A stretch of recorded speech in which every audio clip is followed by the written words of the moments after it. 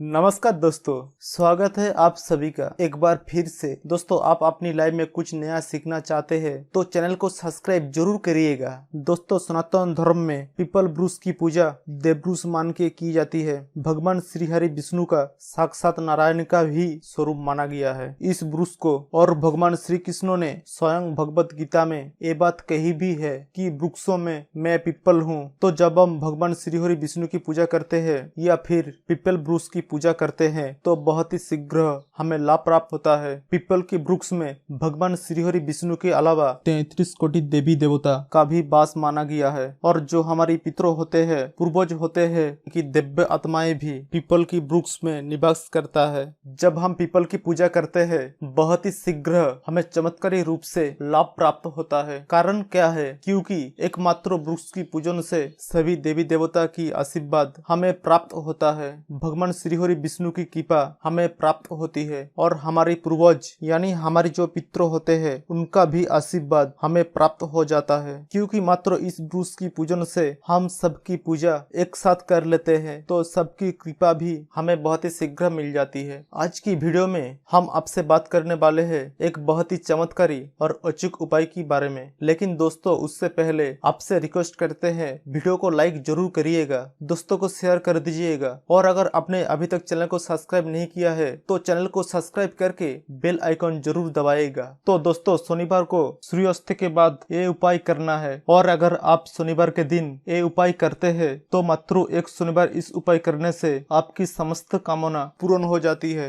अगर आप धन के लिए बहुत अधिक परेशान है, आर्थिक रूप से बहुत अधिक परेशान है, कर्ज में घिरे हो, व्यापार में आपके लगातार घाटा होता जा रहा है, आपके ऊपर लोन या कर्ज लगातार चढ़ता जा रहा है, नौकरी मिलने में समस्या आ रही हो, अच्छी नौकरी पाना चाहते हैं, तब भी आप इस उपाय को कर सकती है। घर में बहुत अधिक कलह क्लेश रहता है, खर्च अधिक है, धन का आगमन बहुत कम है, तब भी आप इस उपाय को करें, शीघ्र ही आपको लाभ होगा। और कई बार ऐसा होता है आपको पास धन तो बहुत आता है लेकिन वो धन बेवजह की खर्चा में निकल जाता है, या तो बीमारियों में, या फिर आप ब्याज भर देते हैं, या लड़ाई झगड़े कोर्ट कचहरी की चक्कर में आपकी धन का खर्च हो रहा है, धन का सदुपयोग नहीं कर पाते हैं। और जब भी आपको धन की आवश्यकता होती है आपको कर्ज लेना पड़ता है। अगर आप इस समस्या से परेशान है, मतलब धन के किसी भी प्रकार समस्या से आप परेशान हो, घर में कलह क्लेश से परेशान हो, तो इस उपाय को करें, शीघ्र ही आपको लाभ होगा।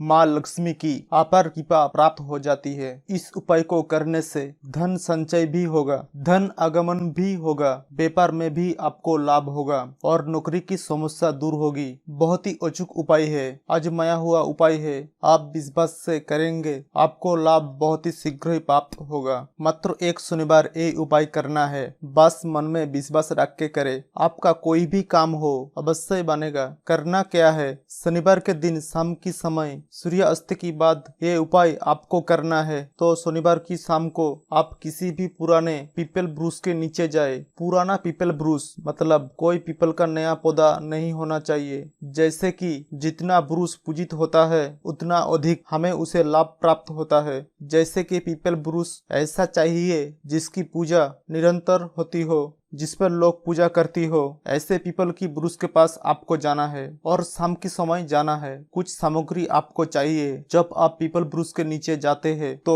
थोड़ी सी रोली चाहिए, छोटा सा लाल कपड़े का टुकड़ा ले सकते हैं आप, जैसे एक लाल रुमाल भी चलेगा, जो भी आपके पास उपलब्ध हो ले लीजिए। लाल कलावा चाहिए जो हम हाथ में बांधते हैं। मौली जो पूजा के समय हाथ में बांधा जाता है उसे कलावा कहते हैं, वो आपको चाहिए। थोड़ा सा ज्यादा ले लीजिए, उसका प्रयोग आपको वहाँ पर करना पड़ेगा। इसके अलावा आपको चाहिए एक आटे का दीपक। आप गाय का घी लेके जाए और उससे प्रज्वलित करें, या फिर तिल का तेल होना चाहिए। सरसों की तेल से आज हम प्रज्वलित नहीं करेंगे क्योंकि हम ये जो प्रयोग कर रही है धरदाई प्रयोग कर रही है, मनोकामना पूर्ण करने के लिए ये प्रयोग किया जा रहा है। आटे का दीपक जैसा कि आप सभी जानते हैं मनोकामना पूर्ति के लिए बहुत ही अचूक उपाय होता है। आटे का दीपक अगर आप प्रज्वलित सम्मिलित करें किसी भी कामना के लिए तो बहुत ही शीघ्र आपकी कामना पूर्ण हो जाती है। तो हमें जो ये आटे का दीपक और जो भी सामग्री है ये लेकर शाम की समय जाना है। सूर्यास्त की समय यानी जब सूर्यास्त हो रहा हो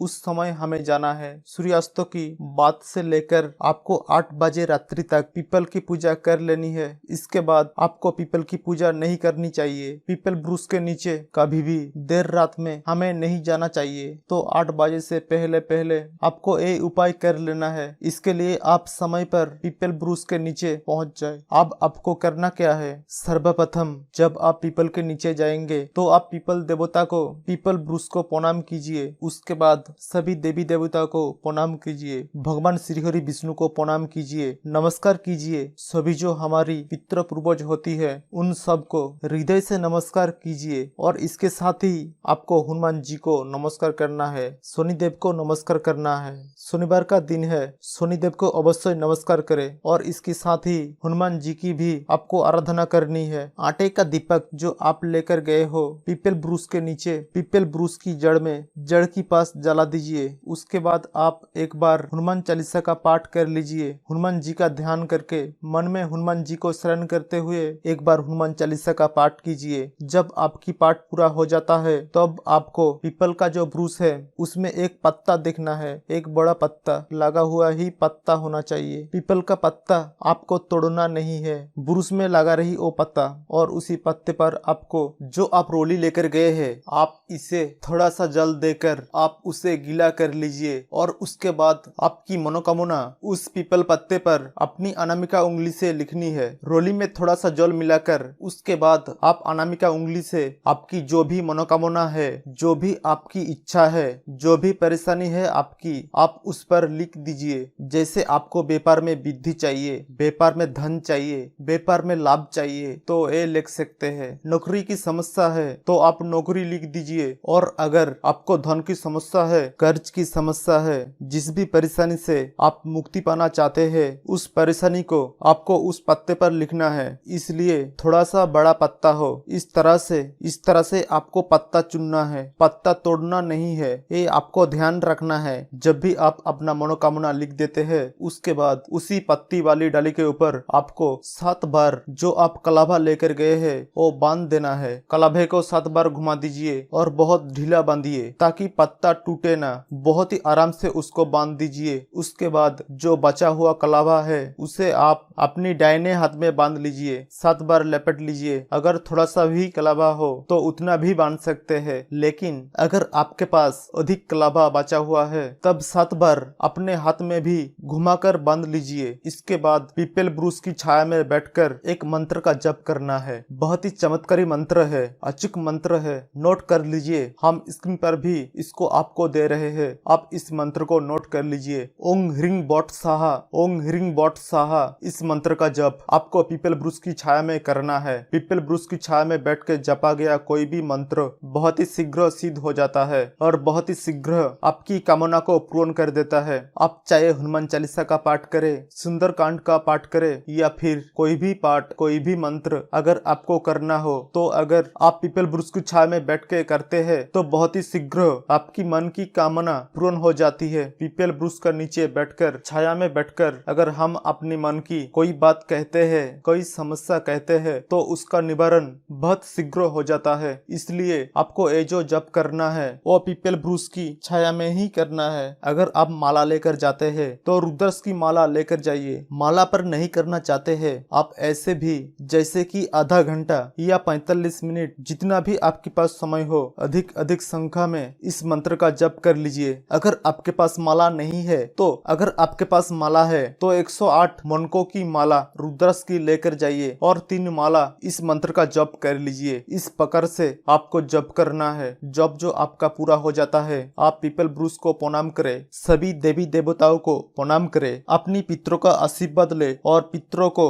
हृदय से नमस्कार करें, शनिदेव को प्रणाम करें, हनुमान जी को प्रणाम करें, सभी देवी देवताओं को जब आप प्रणाम करते हैं अपने मन की कामना भी वहाँ पर कहे, हे पितृ देवता, हे भगवान श्री हरि विष्णु या फिर हे हनुमान जी। सभी देवी देवता को शरण करते हुए आपके मन में जो भी परेशानी हो, जो भी आपकी इच्छा हो जरूर पीपल वृक्ष के नीचे कहनी चाहिए। बहुत शीघ्र पीपल ब्रूस के नीचे कही गई कामना पूर्ण हो जाती है और समस्या कोई भी हो बहुत शीघ्र उसका निवारण हमें मिल जाता है। तो आपको करना क्या है? सबको प्रणाम करने के बाद आप जो लाल कपड़ा लेकर गए हैं उस लाल कपड़े में पीपल की जड़ से चुटकी भर मिट्टी यानी 1 चुटकी मिट्टी निकाल लीजिए। मतलब थोड़ी सी मिट्टी आपको चाहिए। आप उसे लाल कपड़े में रखकर लपेट लीजिए, उस कपड़े को बांध दीजिए और फिर सभी देवी देवताओं को प्रणाम करते हुए अपने मन की कामना मन में रखकर भगवान श्री हरि विष्णु सहित सभी देवी देवताओं से कहने के बाद ये मिट्टी लेकर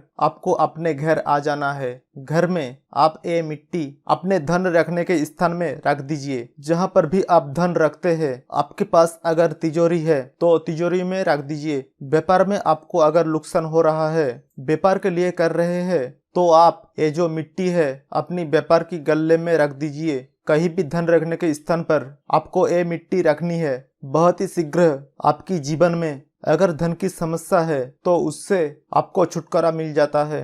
अगर जब धन घर में आता है आप पर माँ लक्ष्मी की कृपा हो जाती है तो आपस में प्रेम व्यवहार भी बनता है। घर में सद्भावना आती है, कलह क्लेश सब दूर हो जाती है। अगर धन का आगमन निरंतर घर में होने लग जाता है, धन घर में टिकने लग जाता है, तो आपकी प्रश्न होगी इस उपाय को हमें कब तक करना है? देखिए, इस उपाय को मात्र 1 शनिवार ही हमें करना है। सिर्फ 1 शनिवार आप ये उपाय करेंगे, घर में लाकर अपने धन रखने के स्थान पर वो मिट्टी रख देंगे, तो इसके बाद चमत्कार आप स्वयं देखेंगे। अगला जो आपका प्रश्न है कि इस मिट्टी को हमें घर में कब तक रखना चाहिए? हमेशा रखिए अपने घर में, क्योंकि ये देववृक्ष की नीचे की मिट्टी है। ऐसी मिट्टी जैसे कि हम कहीं पवित्र स्थानों में जाते हैं, वहां से भी थोड़ी सी मिट्टी लाकर हमें अपने घर में रखनी चाहिए। तो ये देववृक्ष है, पीपल वृक्ष है, उसकी नीचे की मिट्टी है।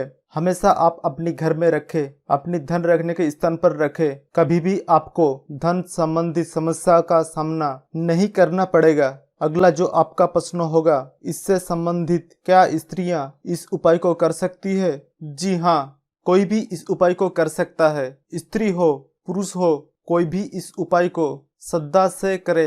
अगर स्त्रियां इस उपाय को कर रही है, सिर्फ आपको ये ध्यान रखना है कि आप पीरियड्स की अवस्था में इस उपाय को आप ना करें। जब आप शुद्ध हो तभी इस उपाय को करें। जब आप ये उपाय करें, आपको एक ही बात का ध्यान रखना है कि आप जब वो मिट्टी उठा रही हो पीपल वृक्ष के नीचे से, तो आपको कोई देखे नहीं, कोई टोके नहीं, चुपके से आपको मिट्टी उठानी है। अगर आसपास लोग होते भी है तब इतनी सावधानी से आप मिट्टी उठाए, कोई आपको देखे नहीं या टोके नहीं। बस अगर आप इस तरह से इस उपाय को कर लेते हैं, यकीन मानिए बहुत ही चमत्कारी लाभ होता है। इस उपाय को करने से पीपल का वृक्ष देववृक्ष माना गया है। श्री हरि विष्णु सभी देवी देवताओं का पितरों का वृक्ष माना गया है। तो इसकी नीचे की मिट्टी इतनी पवित्र है, आपकी मन की कोई भी इच्छा हो बहुत ही शीघ्र पूर्ण हो जाती है और बहुत जल्दी आपको चमत्कारी लाभ भी प्राप्त होता है। तो उम्मीद करते हैं आज की वीडियो से आपको लाभ अवश्य होगा। ये वीडियो आपके लिए उपयोगी सिद्ध होगी। आज के लिए बस इतना ही। दोस्तों, अगर आपको ये वीडियो पसंद आया है, वीडियो को लाइक करिएगा, दोस्तों को शेयर जरूर करिएगा और चैनल को सब्सक्राइब करके बेल आइकॉन जरूर दबाइएगा ताकि आने वाला नॉलेजेबल वीडियो आपको सबसे पहले मिले। दोस्तों, मिलते हैं अगले वीडियो में। तब तक के लिए goodbye and thanks for watching my video.